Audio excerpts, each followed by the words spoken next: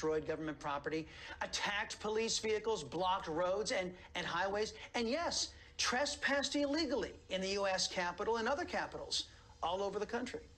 Let's talk with Jenna Ryan. She's a pardoned January 6ther and author of Storming the Capitol. It's nice to meet you, lady, and welcome to the Chris Salcedo Show.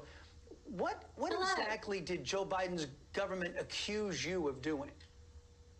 They accused me of all sorts of things, protesting and being violent and things that I did not do. And ultimately, I pled guilty to parading and picketing or demonstrating in a Capitol building. It was a complete farce. I was not, the images you're showing, I was nowhere near any of that.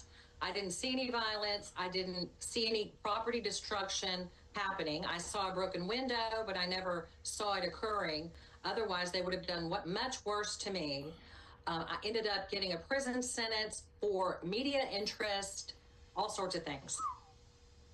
Well, you know, what you actually had talked about doing or admitted to doing with the government, that's far less than most Black Lives Matter and Antifa rioters had done for years. And many of them were turned loose. Their charges completely dropped.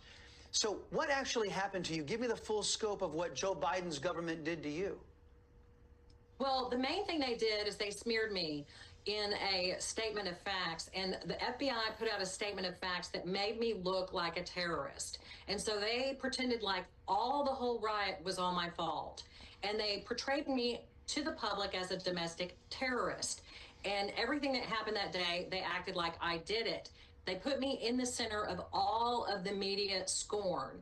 So people were saying I deserved 10 years in prison, and they didn't even know what I did. I was canceled from society, canceled from PayPal publicly. I had to change my name, close my company. They raided my house. They took my phones, my computer, and my MAGA hat. I was politically persecuted to the nth degree. It was the most horrible experience. There are no words. Well, when you saw how left-wingers are treated, whether they were Black Lives Matter, Antifa, or just, you know, left-wing protesters out there, and then you saw how you were treated and other January 6ers were treated, did that convince you that you were being treated this way because you were a supporter of President Trump? Absolutely, and I have proof. You can look it up right now. Everyone after the riot, they were called insurrectionists immediately. If you look up my name, Jenna Ryan, on Google, you will see some of the most atrocious comments and objectification of me. Insurrectionist, racist, just horrible comments.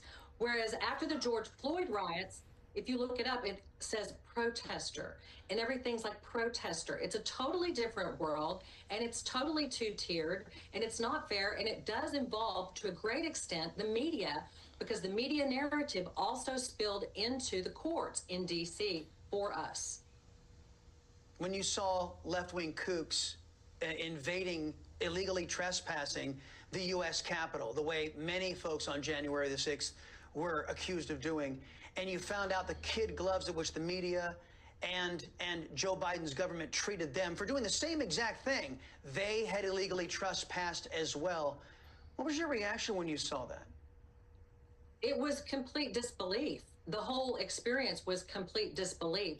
And then the whole gaslighting experience was also a psychological torture, because we were made to believe that we were horrible people. And some of us may still believe it. It is a quandary. It's something it's very difficult to come out of, because you're like, you feel like a horrible person, and you really don't think of the other BLM people, because the BLM people are all out there pointing fingers at you like you're just this horrible person, like the Southern Poverty Law Center on the news saying that I'm an extremist. It's like, why are they calling me names?